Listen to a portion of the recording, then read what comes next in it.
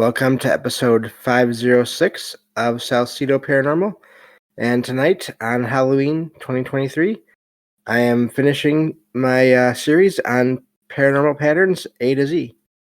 As always, you can find all episodes of the show along with links to social media and other ways to contact me at the podcast page. And that is salcidoparanormal.podbean.com. That's SALSIDO paranormal.podbean.com. Always happy to hear from you all, whether you have comments or questions or topic suggestions or stories of paranormal experiences, whether they're your own or from others that you trust. Happy to either read those or have you join me on the show to talk about them. Thank you all for listening, whether you are here for the live streams on Discord or if you listen on the podcast or YouTube feeds or on the Troubled Minds Radio Network, KUAP Digital Broadcasting. There you can hear replays of 2 episodes of the show every night at 6 p.m. Pacific, 9 p.m. Eastern, right before Troubled Minds Radio comes on. Also throughout the day as well, random and part of the random rotation throughout the day, which is probably where this one will appear because this is going to go long. So I want to thank Michael Strange, host of Troubled Minds Radio, as well as Liam Martin, host of the Exile Minds podcast, for producing the shows and putting in the music that you hear at the beginning and end of every show on the station. If you'd like to support the show, there are some different ways to do that. You can always share the show with others and rate and review it on your podcast platform of choice. You can also find paranormal fiction and nonfiction books I've written over on Amazon. And I have a Patreon page. You can sign up for any membership tier level in that and get extra content. There is 1 episode there as of now, and I will be getting back to that, doing at least 1 episode per month there, near the middle or near the end of the latest of November. So, and that's just another way to support the show. Also, if you'd like to make a one-time donation to the show, you can do that through PayPal. As of right now, that's the best way to do that, as there are expenses in making this show. Help is never expected, but always appreciated. But as far as the expenses, those would be equipment, research materials, and travel expenses. In just a few days now, I will be going to the Mid-Michigan Paracon. That is November 4th and 5th, the Saturday and Sunday, at the Soaring Eagle Casino and Resort in Mount Pleasant, Michigan. And I will be there attending as many of the presentations as I can and just wandering around the common areas and making audio recordings of myself and also anyone else that wants to join me to talk about all things paranormal. And then I will bring those recordings back and they will be featured on a show at some point after that. Again, just a reminder, I will be taking a bit of a break, a week or so, maybe no more than 2, as I adjust my schedule. I'm changing my streaming schedule, basically, just to make it easier on my eyes and everything, as that has become an issue recently. So, but the show is definitely not going anywhere. I just have to change how my research and recording patterns, if you will. So, really excited about the Paracon. Obviously, it'll be my first time ever going to one. Also, I want to thank everyone here who has listened or contributed in any way to the show over the last 3 years. This tonight marks 3 years since the release of episode 1. Before I was even really thinking of numbering these things, at least to the degree I do now. And it's just amazing that I'm here. I shared I have a lot of family on Facebook, and I mentioned today there. It's amazing when I think back on that. When I first started, I had no idea if I'd keep going. When I first started, and even after 1 year of doing shows, I still had no idea if I'd keep going. Once I got to 2 years, I thought, well, I guess I'll keep going. I do enjoy this, but I don't know how far it'll ever go as far as beyond just a sort of just one of many podcasts out there that doesn't get a ton of attention. And now the show is on an online radio station, along with several friends, and I'm really amazed to be here where I'm at now, and to know sort of how to do things better now overall than I ever did when I first started. So, and but yeah, so just thank you all for listening and being here, and thank you to all of the guests that have been on the show as well. You all have helped so much as well, and so yeah, I just want to thank everyone who has been a part of the show in any way so far, and looking forward to the years to come, many years to come, hopefully.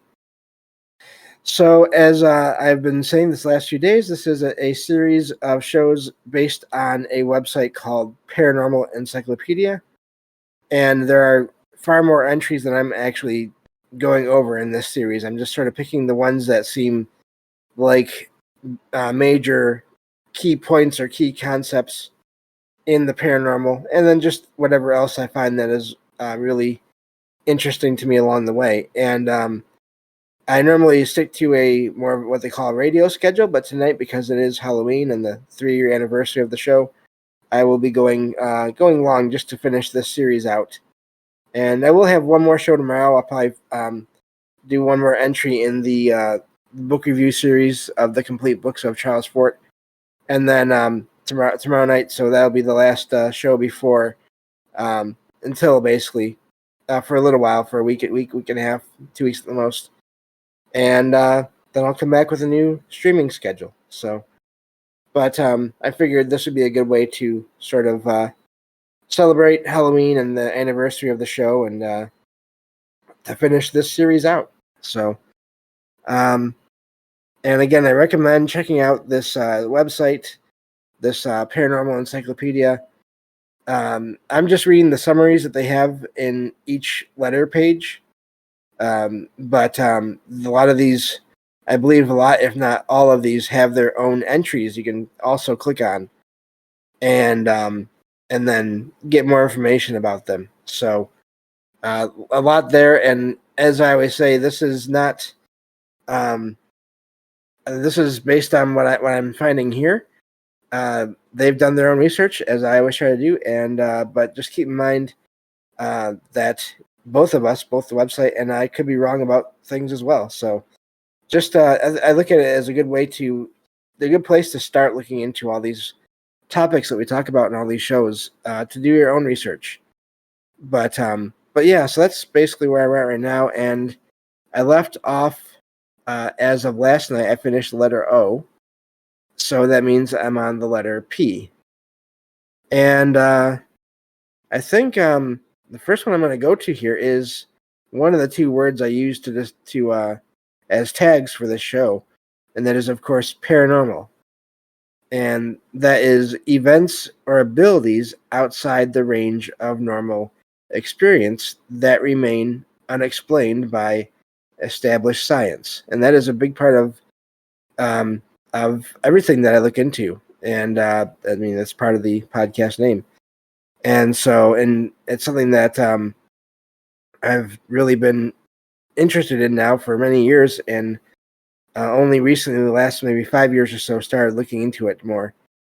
And it's amazing how long you can look into something and still not really have any answers, and still be invested in it enough to keep on going with it. it cracks me up to think about that. So the next one here they have is paranormal photography.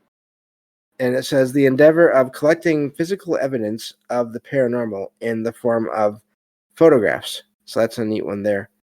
This next one is parapsychology. And I heard about this on TV before I ever heard about it anywhere else. And this one is the study of the human mind's ability to perform paranormal feats, as in ESP, telekinesis, and others. And so this is sort of a look into the paranormal in a certain way, more in the way of the person's ability, the person's mind's ability to do things that mainstream science or most people would say it shouldn't be able to do. But so it's not necessarily, from what I've gathered, it's more focused on the living people around more so than any spirits or other entities. Although I have heard of people that look into all the things together. So, but based on that definition, there it seems like it's sort of looking into one main aspect, the human aspect of it, more so than others, based on what I've heard and read. And again, I could be wrong. So, let's see here.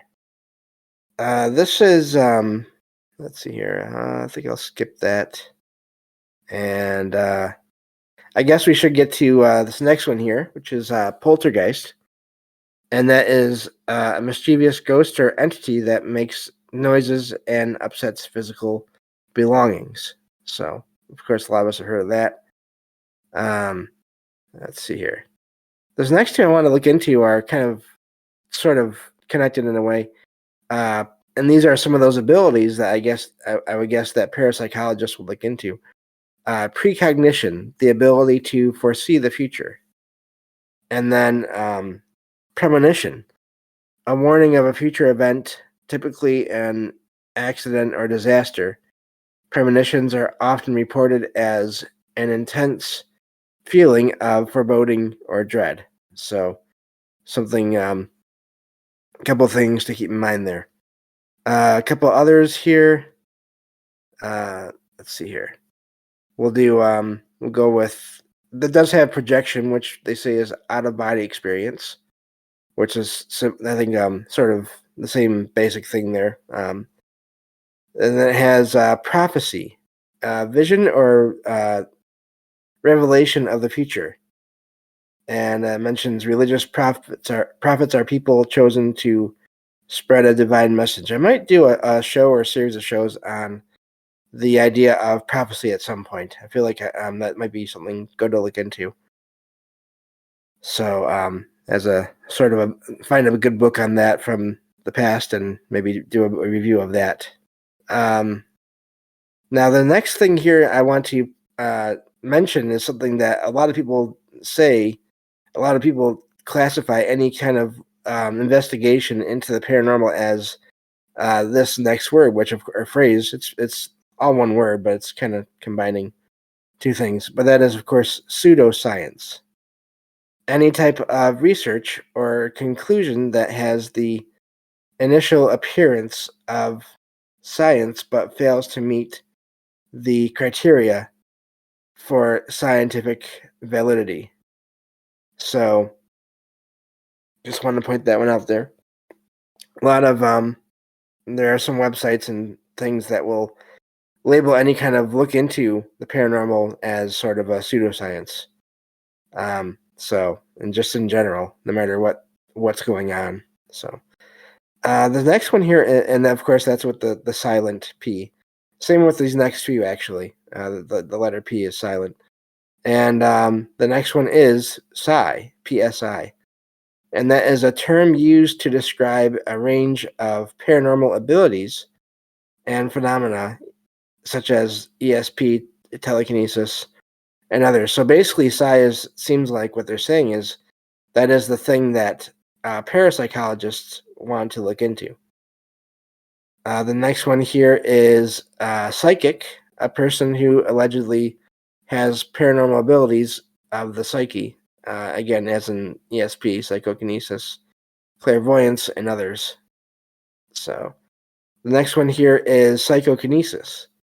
And this is the influence of the mind over the physical world, as in telekinesis, moving objects with the mind. So let's see here. The next one here is psychometry, which is the art of sensing the history of an object by touch and psychic perception. That one has always amazed me. This idea of this interaction between the materials that one is handling or touching, and then the energy sort of combined there in that, and the ability of the person to sense these things. So that's always been fascinating to me. So that takes care of the P's. I did look at Q, the letter Q, but there wasn't anything really there. Obviously, there's not as many words that are going to be in there in general, and so that one, we're skipping that one because I didn't find anything in there that we really I thought we had to look into. So let me just check on everything in the chat here, and everything looks good. Okay, so yeah, moving on to the letter R here, and let's see here. This is there's a few here, I believe. Now it has reincarnation, which has always been fascinating to me, based on stories I've heard of people who seem to have been, based on just the information provided in different podcasts and shows and everything. People that have memories, in some cases, of other lives. But reincarnation, the definition here says the belief in continuity of life through through the rebirth of the soul in a new body. And this is something, if you look into it, there's a lot of things out there, a lot of information. You can find a lot of stories of that sort of touch on this topic. Maybe that's something we'll have to look into sometime. Now the next one is remote viewing. And this is seeing or perceiving objects or locations at a distance using only the mind or through an out-of-body experience. And this is something that, of course, anyone that's sort of looked into the paranormal, but also just history of that as it relates to government and military, that is something that the governments have been looking into doing and actually been doing, apparently, just based on what I've heard for a little while now. And now there's more information about those sort of programs that are starting to come out over these last, I don't know, 10 years or so, maybe a little more, a little less. But that idea is really another one that is amazing to me. I'm not as into it because it requires sort of a visual aspect, and I'm not really good with describing sort of. I'm not really good with things that are mostly visual, just because of my low vision and everything. So, but I'm still very. It's still a very fascinating topic to look into. So, but that does it for the R's. So we'll move on to the S's, and I don't think we'll be going super long today. Just probably a little bit longer than usual, and as we get to the last of these letters here. But so getting on to the S's here. So let me see here. The first one I want to mention is Sasquatch. It's also known as Bigfoot, a legendary creature resembling a large, hairy human, said to inhabit the wilderness of the northwestern United States and western Canada. So there's another cryptid, and I'm sort of pointing out these cryptids whenever I see them in this list here. So this next one I think is amazing because if you look at just the definition or the basis of the word itself or the idea of it, I have no problem with. But we'll get into that here in a second. This next one is that I'm going to talk about anyway is science, and that is a system of knowledge and understanding in which the objective world is represented by theories and models. And I'll just add to that, from what I've heard over the years, science is supposed to be something that where you look into things and you try to figure out how or why they work, and then sort of learn what you can based on that, and you keep on doing that until you sort of learn things that seem to be accurate. But then also you keep in mind that new information, more information might show up later that changes these ideas and changes those models and views of how things work. And so I'm not opposed to that on its own. The only problem I have with science, in a way, is not even really with science. It's with certain, I would say, certain views of people out there in the world where they sort of they politicize it. It has to be done the way they say it has to be done, And a lot of times that involves a lot of extra time and money that maybe everyone does not have to do it. And if you don't have those things, then you're not doing science. You're not practicing science. And I've always had a problem with that because not everyone is going to be a scientist and or have the resources to do things just the way that um, other people want them done. So just a quick thing on that. I just couldn't help it, but I might be a bit biased there myself, which I'm aware of. So the next word here is scrying, scrying, and that is a method of divination using a crystal ball or similar object. And that's just one object or one example of sort of what is used, but obviously I've heard of bowls full of water, mirrors, even in a lot of cases, mirrors that are black. And of course, there's the sort of modern analogy of we all have these devices, a lot of us do anyway, that we carry around all the time that have these black screens. So, sort of modern version of that ancient scrying surface.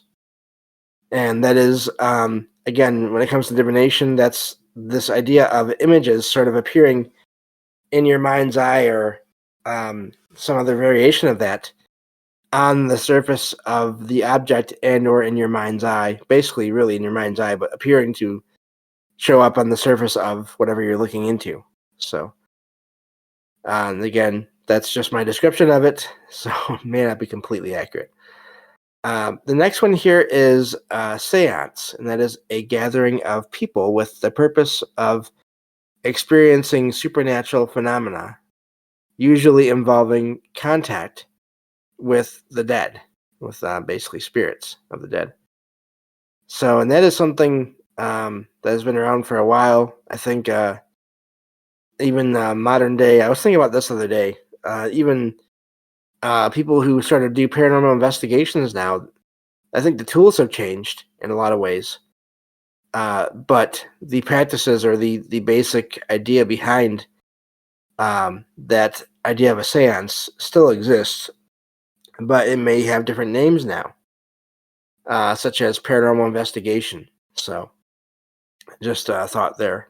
And again, I could, if anyone disagrees, I could be wrong about that. So, and now this next one I had never heard of, but it sort of makes sense in a way. Sitting, sitting, and it says here another term for seance.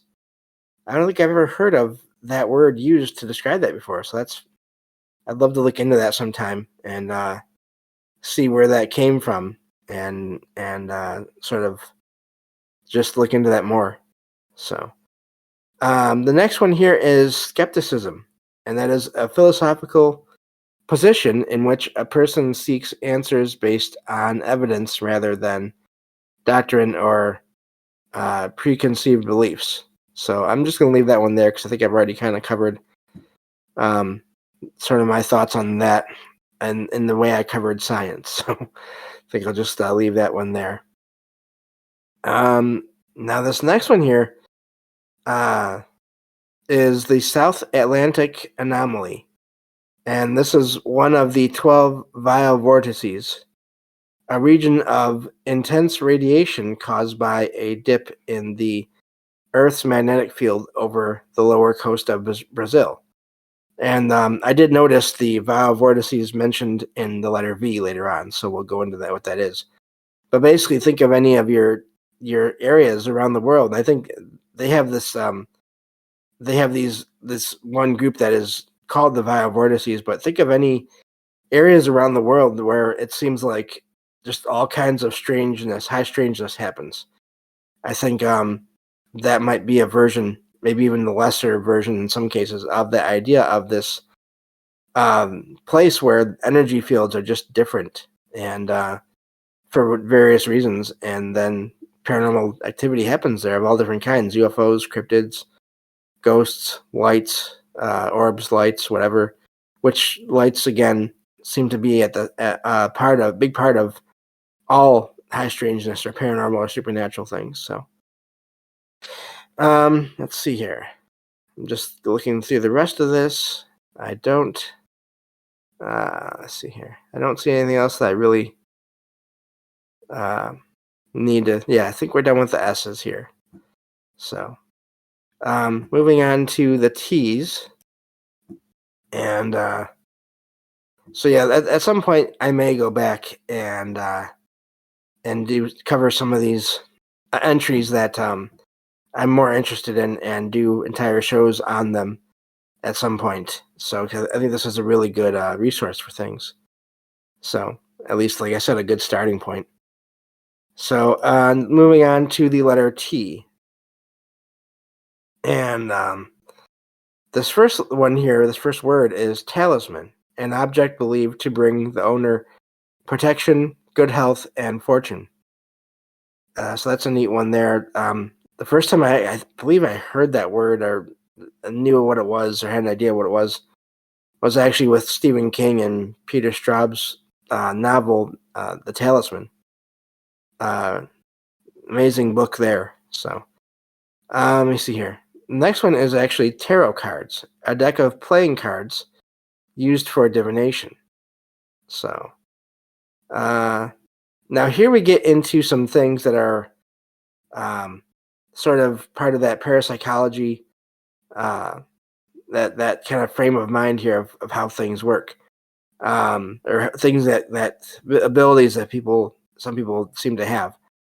Telekinesis, the act of moving objects using only the power of the mind. And then the next one is telepathy, the communication of thoughts or information between minds without using any conventional means, such as with the power of the mind alone. So those are two things that are often kind of paired together, and I need to look into um, abilities people have to do these things. Sort of their and especially in fiction, a lot of times characters, I mean, in the comics and everything, if they can do one, a lot of times they can do the other. If not right away, then eventually. So that seems to be connected, and even if it's just in fiction, there.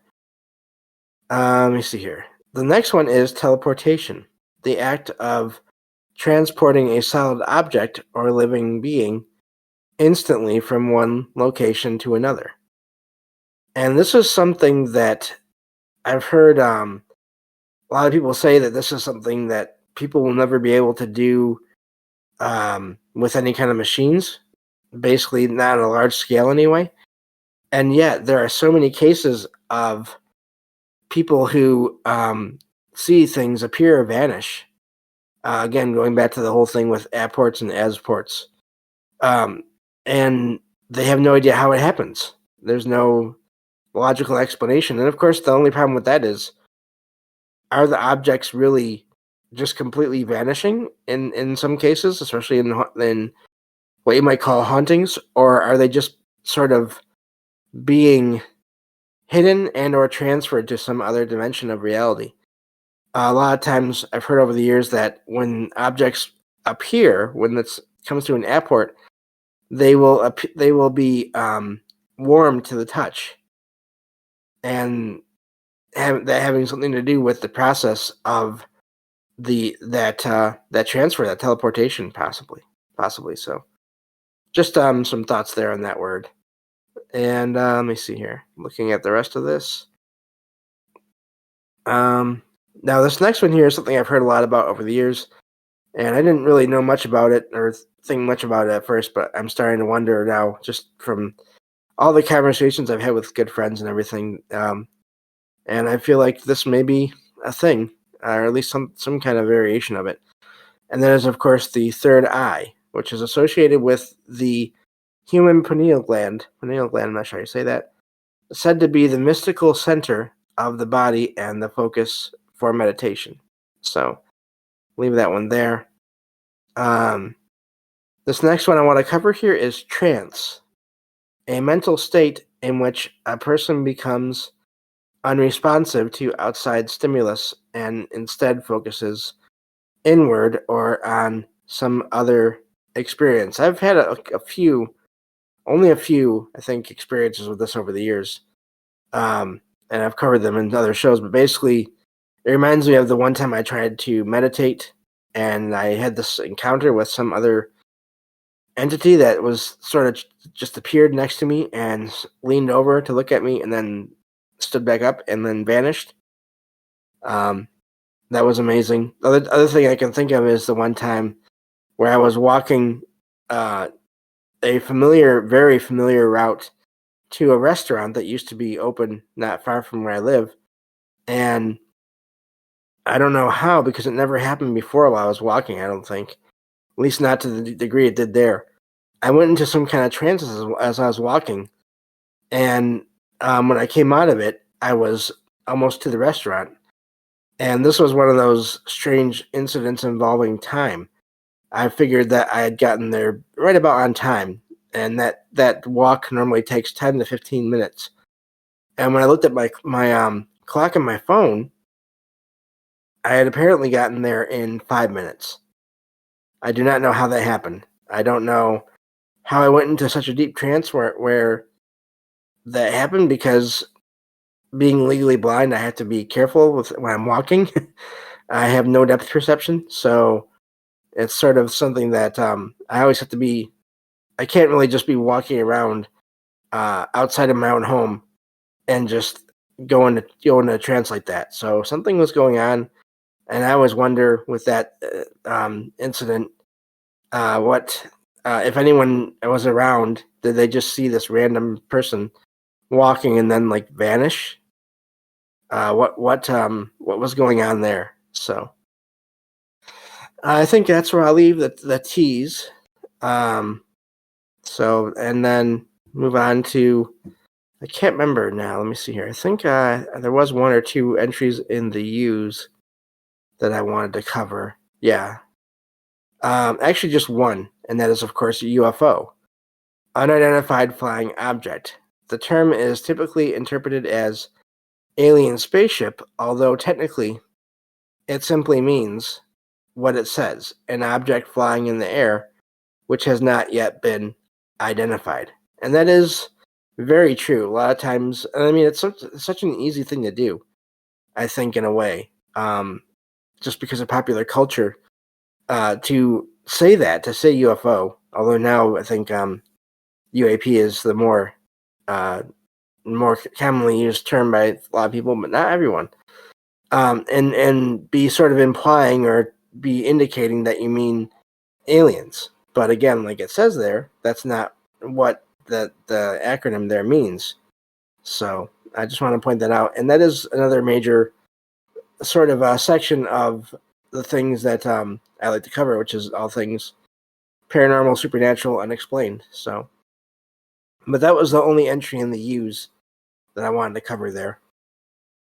So, and that is something I never thought I'd have encounters with until a while ago. I saw that blue light, and then recently I had that sighting of a couple of blue lights, and that sense of a couple of presences really moving around, and then they were just gone.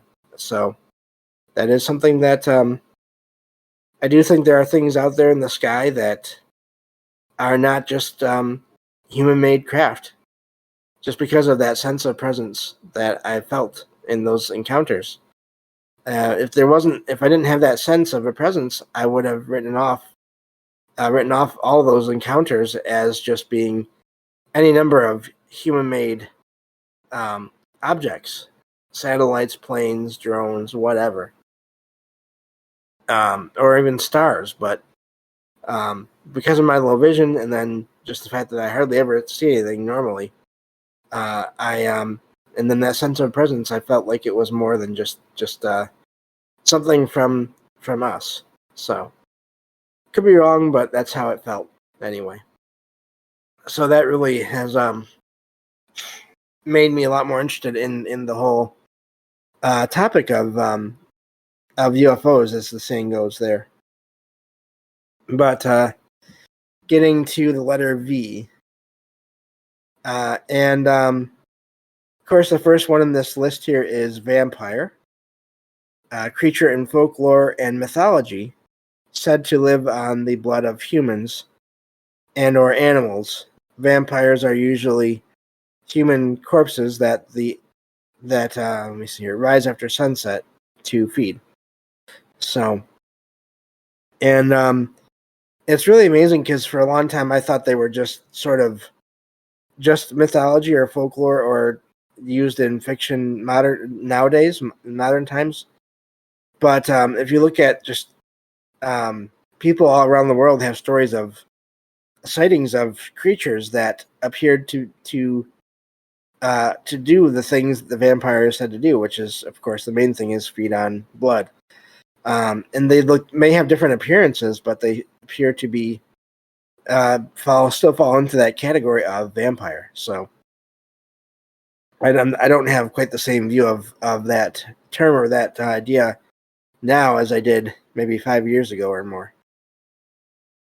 Now, earlier I mentioned vile vortices as one of the definitions, or one of the things I'd be getting to, and that now we're here. And this is a set of 12 points on a planetary grid that are said to be high in paranormal activity. Includes the Bermuda Triangle. And so that is, again, something that a lot of people hear about as being these areas where paranormal things happen, and even in a lot of cases, at least in some cases, boats or planes either disappear or start to malfunction. Then, of course, they may not work, and there may be tragedies there involved. So, but excuse me. So that's that definition there. I think they mentioned 12 locations, and that might be all the major ones. But I do think that there can be other such locations on a smaller scale. And this last word here in the V's sort of mentions that. Excuse me. And that is vortex. And that is a mass of fluid or air in a rotational movement. But I've also heard of energy vortexes. But anyway, such as a whirlpool, often used to mean a mysterious disturbance or opening to another realm. And this is what I mean by sort of energy vortexes. If you look into stories of places that are said to be haunted or have a lot of paranormal activity, people will say that they think or they feel, in some cases, there is one or more of these vortexes, which are almost like gateways between some other level of reality, some other dimension, and this one, where entities, whether it's ghosts or spirits or anything else, can come and go. And so this is something I've heard about, and I think they can open and close, and I wonder if there's still, even when they're closed, there can still be residual energy there involved. Because the reason I say that is it makes me think of my closet. I use it for storage, but it's basically a bedroom in my apartment. I always get a weird feeling from just that one spot along the wall. So just that's something I think is there, and so that's just something I wanted to mention there because I think it does exist, and so yeah, that's the end of the V's there. So let me move on to let's see here. I believe I had just a couple of letters left. Obviously, only a few at the most. Okay, so there was nothing in X, but we do have W here. I was just looking ahead a little bit. And werewolf is the first one I want to cover here in this letter. And that is, they say a man, but I guess it can be a person, who transforms into a wolf at night to feed on other humans. So now I've heard some debate or discussion as to similarities and differences between werewolf and dogman as well. And I've heard that the words be used sort of interchangeably, but also some people say they're different. So, and I wouldn't be surprised if they are different. And but they do have similarities there. So, the next one here, I think, let's see here. I'm going to look at the rest of this here in 1 second. But if you're going to give me one moment here.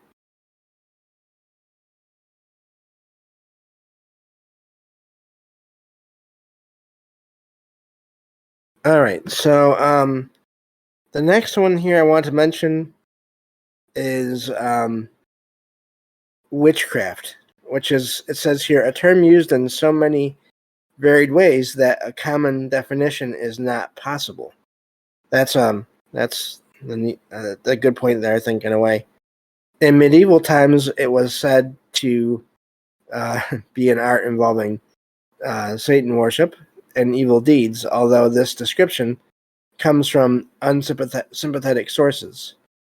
Modern descriptions include following the Wiccan religion, mystical ritual activities, earth worship, and good or evil sorcery. So, and of course, I do know for sure that there are people out there who identify as witches, who practice their own sort of versions of that use different names to describe it, words to describe it, and are perfectly fine people. So, just want to point that out there that that, like it says in the definition or explanation there, definitely a at this point in time a loaded term in a way.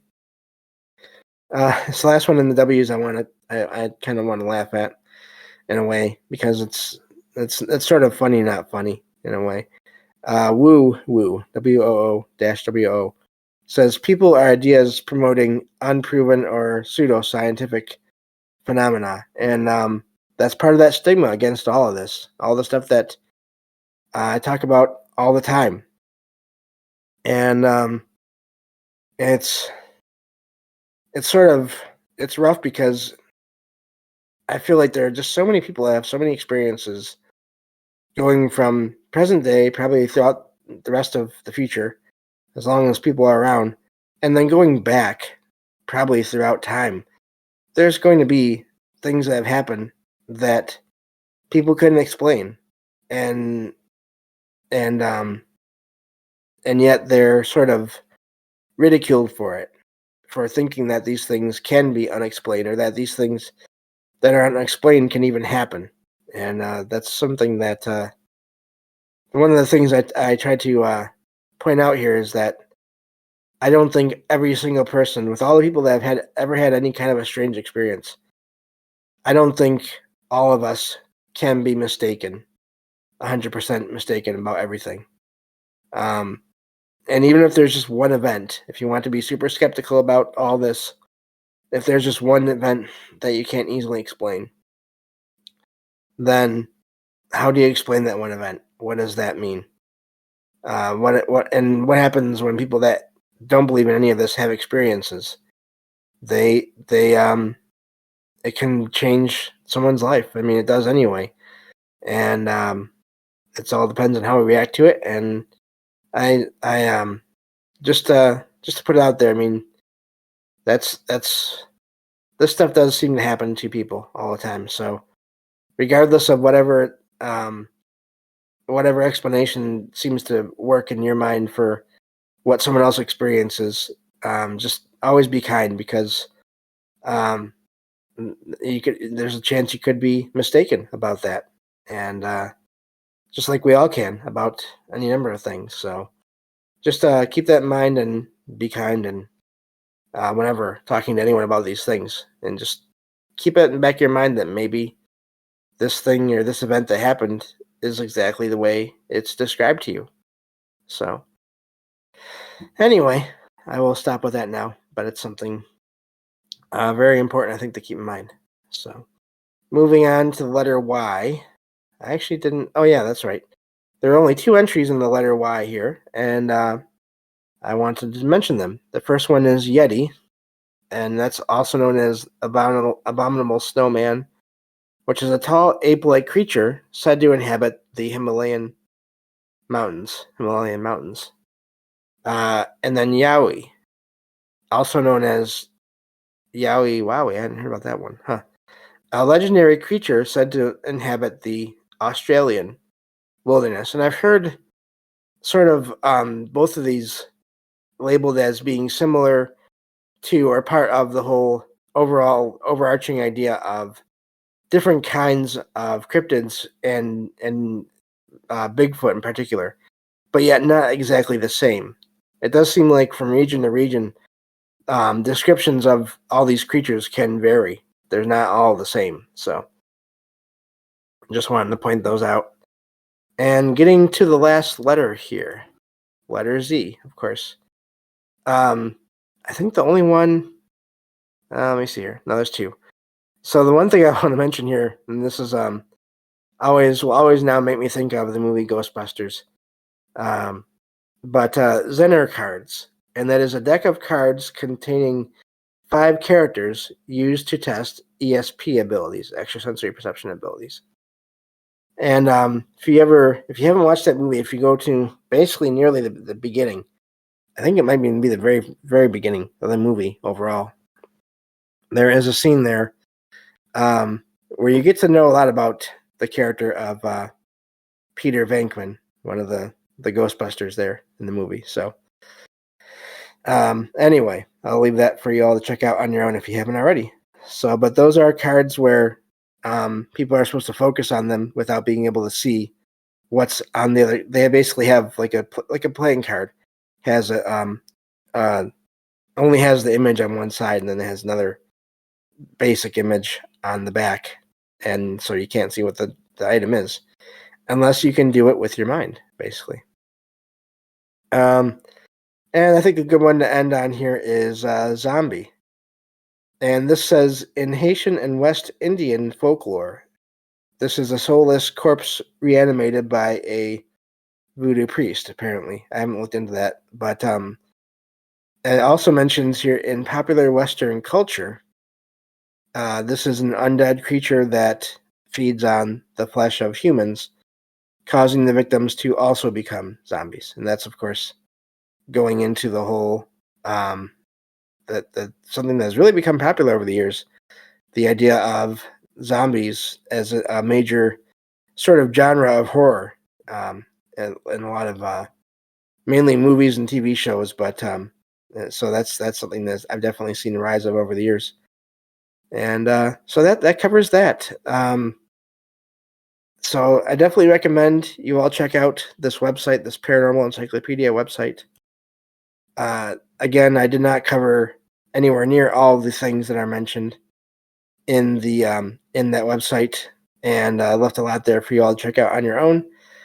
And again, I might be going back and sort of taking some of these entries and doing research on them and doing entire shows about them. So I think that this is not the last time I'll be referring to this website. So thank you all for being here and listening, and especially for this longer edition of the show. And for being here, like I said, for these last 3 years, for any part of that time, to listen to this show, because it's a learning experience. I'm still learning, and it's been great to be with you all. And thank you all for all your support and all the ways that you've shown that. And again, there will be some. I'll be doing one more show tomorrow night, but after that, and thank you all. I see the chat there. Yes, thank you. So I will be doing one more show tomorrow night, probably another chapter of the book review, the complete books of Charles Fort, that book review series. And then that'll be it for at least a week, maybe 2 at the most. And then I'll be back with new shows and a new streaming schedule. But I'll still be releasing shows every day, either 5 or 6 days a week. So just changing up the research and recording patterns there. So thank you all again for listening. And I will talk to you all on the next episode of Salcedo Paranormal. Take care.